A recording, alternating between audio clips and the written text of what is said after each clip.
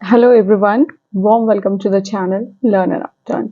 मेरे comment section में मुझे ऐसे बहुत सारे कमेंट्स आते हैं कि बीएड करने के बाद भी बहुत अच्छी सैलरी पे जॉब नहीं लगती या दे हैव कंफ्यूजन्स और डाउट्स कि क्या बीएड करने के बाद अच्छी करियर अपॉर्चुनिटीज मिलती हैं या सैलरीज का क्या एस्टिमेट होता है, क्या सैलरीज मिलती हैं।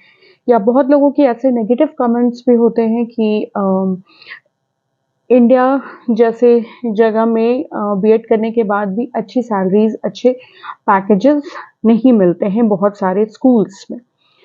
तो मैं आज के इस वीडियो में इसी बारे में बात करूंगी कि बीएड के बाद क्यों आपको स्टार्टिंग में अच्छी सैलरी नहीं मिलती है।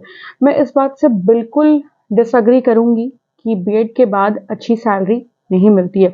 देखिए, बहुत सारी सिचुएशंस होती हैं। आप सभी चीज़ों को मिक्स करके एक कंक्लूजन नहीं निकाल सकते हैं। अगर आपको अच्छी सैलरी नहीं मिल रही है बीएड करने के बाद, तो उसके मल्टीपल नंबर ऑफ रीजंस हो सकते हैं एंड उस चीज़ को आप इम्प्रोवाइज करके अपनी सैलरी को इंक्रीज करा सकते हैं विथ टाइम। आपकी परफॉर्मेंस इंक्रीज करेगी, आपकी टीचिंग स्किल्स एनहांस करेंगी, तो आपकी सैलरी ऑब्वियसली इंक्रीज करेगी। Okay, one second, let me adjust the camera angle. Yes, तो मैं आज की इस वीडियो में आपको यही बताऊंगी कि BEd is not the reason कि आपको सैलरी नहीं मिलती है, सैलरी नहीं मिलती या कम मिलती है। देखिए, मैं थोड़ा आपको बताना चाहूंगी कि बीएड क्या है बेसिकली। बीएड आपकी कोई सैलरी एनहांसमेंट स्किल नहीं है, ये आपकी टीचिंग स्किल्स को एनहांस करती है, जिसके थ्रू आप लाइवलीहुड अर्न कर सकते हैं, आपकी प्रमोशंस हो सकती है।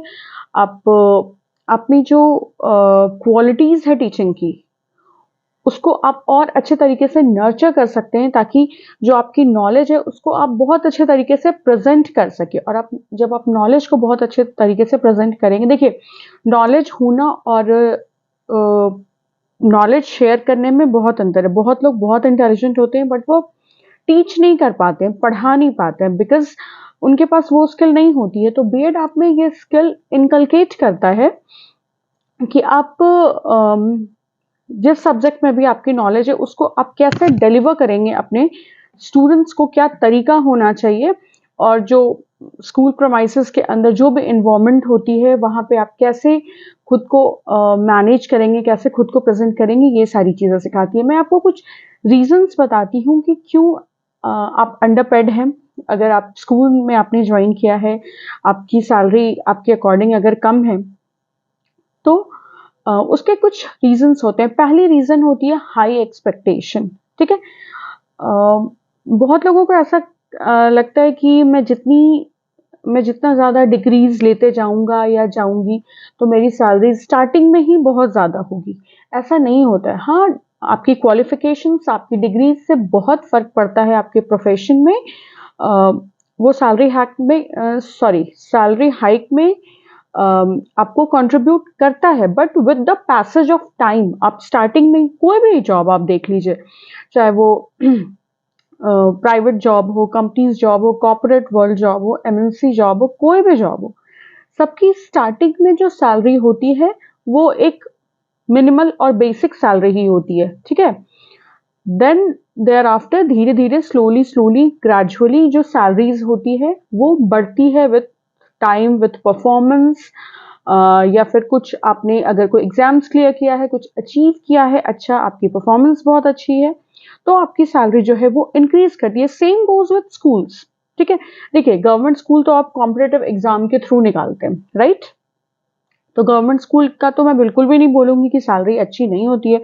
गवर्नमेंट स्कूल की सैलरी आपने जो भी निकाला है, टीजीटी, पीजीटी, जो भी निकाला, जो भी एग्जामिनेशंस क्लियर किया है, उस अकॉर्डिंग आपको सैलरी मिलती है। और गवर्नमेंट स्कूल्स की सैलरी बहुत हैंडसम होती है। बट मैं साथ ही साथ ये भी बोलूंगी कि प्राइवेट स्कूल्स में भी बहुत अच्छी सैलरी मिलती है, but it depends on the situation, scenario and environment. अगर आप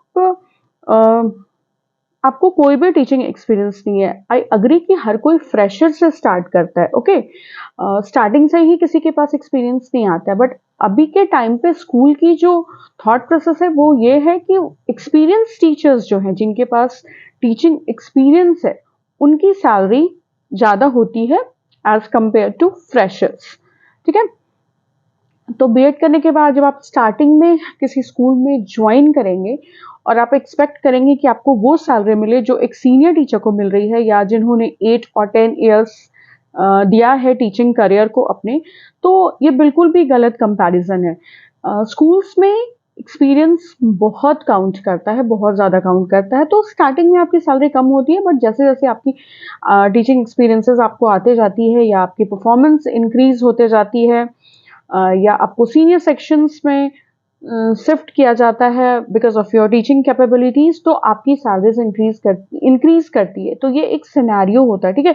सपोज दैट आपने 2 साल कहीं नॉर्मल से बेसिक से स्कूल में पढ़ाया, उसके बाद किसी आप अच्छे से हाई फाई से स्कूल में जाते हैं, आपके पास 2 इयर्स 3 इयर्स का टीचिंग एक्सपीरियंस है, तो वहां पे आपको प्रीवियस स्कूल से ज्यादा सैलरी मिलेगी, ठीक है, because of your teaching experience of the previous school, है ना। ये रीजन होता है कि अगर बीएड करने के बाद आपके पास स्टार्टिंग में एक्सपीरियंस नहीं है, या आपने कोर्स कंप्लीट कर लिया था, बीच में आपने 4 to 5 इयर्स का गैप लिया है, उसके बाद आपने जॉब ज्वाइन की है, तो बहुत सारे इंस्टीट्यूशंस में इस चीज़ को लेकर थोड़ी सी डिलेमा वाली कंडीशन होती है कि क्या आप उसी पेस के साथ पढ़ा पाएंगे या नहीं। तो स्टार्टिंग में आपकी सैलरी कम होती है, बट जब उन्हें कॉन्फिडेंस आता है कि हाँ आप अच्छा पढ़ा रहे हैं, अच्छा कर रहे हैं, तो आपकी सैलरी ऑटोमेटिकली इंक्रीज हो जाती है। इसमें बीएड कोर्स का कोई फॉल्ट नहीं है कि बीएड करने के बाद अच्छी सैलरी नहीं मिल रही, नहीं मिलती है। हाँ, कई इंस्टीट्यूशंस ऐसे हैं जहाँ की फंडिंग बहुत पुअर होती है, जहाँ की फंडिंग अच्छी नहीं है, स्कूल की जो है वो गवर्नमेंट फंडिंग होती है, या स्कूल कंप्लीटली रिलाई करता है, कंप्लीटली डिपेंड करता है अपने स्टूडेंट्स के फीस पे, उस बेसिस पे ही वो अपने teachers and non teaching staffs को सैलरी देते हैं। तो कई स्कूल उतना ज़्यादा हाई फाई लेवल पे नहीं होते हैं कि आपको आपके एक्सपेक्टेशन के लेवल पे सैलरी दे सके।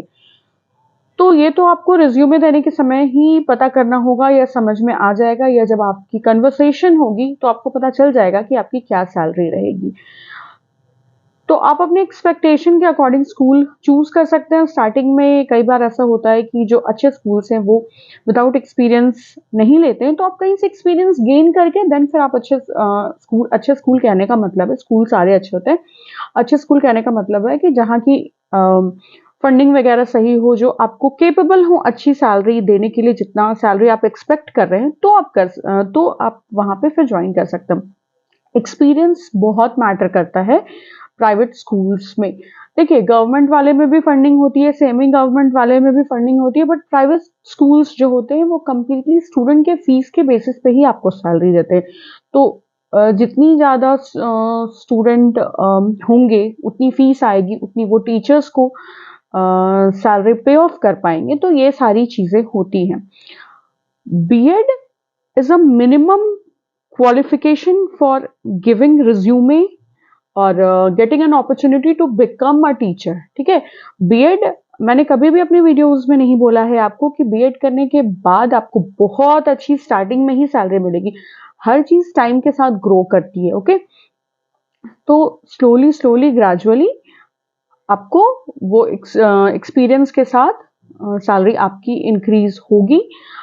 और अभी तो अगर आपने बीएड नहीं किया तो आप प्राइवेट स्कूल में रिज्यूमे भी नहीं दे सकते हैं, ठीक है। तो ये आपका एक ट्रेनिंग होता है।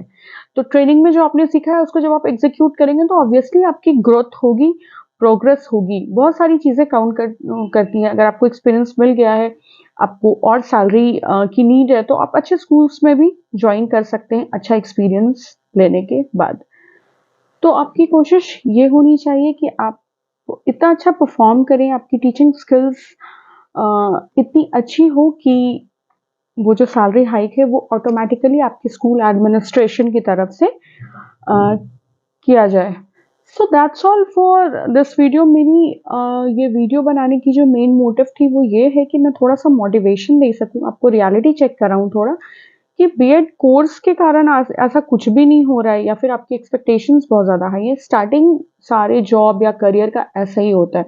मैं गवर्नमेंट जॉब्स की बात नहीं कर रही हूँ, प्राइवेट जॉब्स की बात कर रही हूँ। तो एक्सपीरियंस, ट्रेनिंग के साथ आपको थोड़ी एक्सपीरियंस, थोड़ी प्रैक्टिस, थोड़ी परफॉर्मेंस भी चाहिए आपकी सैलरीज को इंक्रीज करने के लिए। बिकॉज मेरे वीडियोस पे बहुत सारे ऐसे कमेंट्स थे कि मैंने बीएड किया है बट मुझे अच्छी सैलरी नहीं मिल रही है, तो क्या ये कोर्स करना मतलब यूजलेस रहा या वर्थलेस रहा। देखिए, सबसे पहली बात तो ये है कि आपको जो भी सैलरी मिल रही है वो बीएड की वजह से मिल रही है। अगर आप बीएड नहीं करेंगे ना, तो आप प्राइवेट स्कूल्स में रिज्यूमे दे ही नहीं सकते हैं, बिकॉज ये क्राइटेरिया है। BEd is mandate for becoming teacher, right. तो डिमोटिवेट होने की बिल्कुल भी जरूरत नहीं है। Just work on yourself, focus on yourself. Experience लेके आप दूसरे स्कूल्स में भी स्विच कर सकते हैं जहाँ पे आपको अच्छी सैलरी मिल रही है। तो एक्सपीरियंस बहुत ज़्यादा मैटर करता है। ये मेरा मेन मोटो था इस वीडियो को बनाने का, क्योंकि बहुत लोगों को ये चीज़ नहीं क्लियरली अंडरस्टैंडेबल होती है कि एक्सपीरियंस भी बहुत ज़्यादा काउंट करती है। डिग्रीज तो मैटर करती है, क्वालिफिकेशन मैटर करती है, एक्सपीरियंस भी बहुत ज़्यादा मैटर करती है, और स्कूल भी मैटर करती है कि आप कैसे स्कूल में रिज्यूमे दे रहे हैं। वो आपको कितना हद तक, हर स्कूल आपको बहुत ज़्यादा पे ऑफ नहीं कर सकती है। स्कूल की फंडिंग पे भी बहुत ज़्यादा डिपेंड होती है। अगर स्टूडेंट्स कम होंगे तो स्कूल एडमिनिस्ट्रेशन आपको कहाँ से आपके लेवल पे कर पाएगी। तो उसके लिए आपको वैसे स्कूल में रिज्यूमे देना पड़ेगा, सीवी देना पड़ेगा, जहाँ पर आपको लगता है कि स्कूल आपको पे कर सकती है, राइट।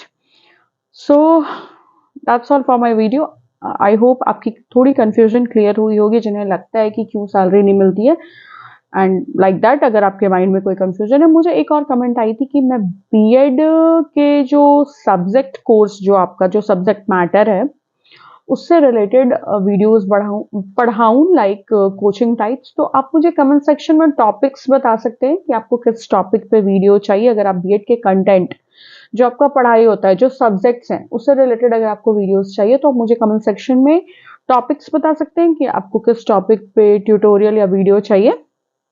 मैं उसको अच्छे से एक्सप्लेन करके आपके लिए वो वीडियो लेकर आऊंगी। आई होप मेरी ये वीडियो आपके लिए हेल्पफुल रही होगी। If it is so, then kindly subscribe to my channel, also like, comment and share on my videos. Thank you so much for stopping by.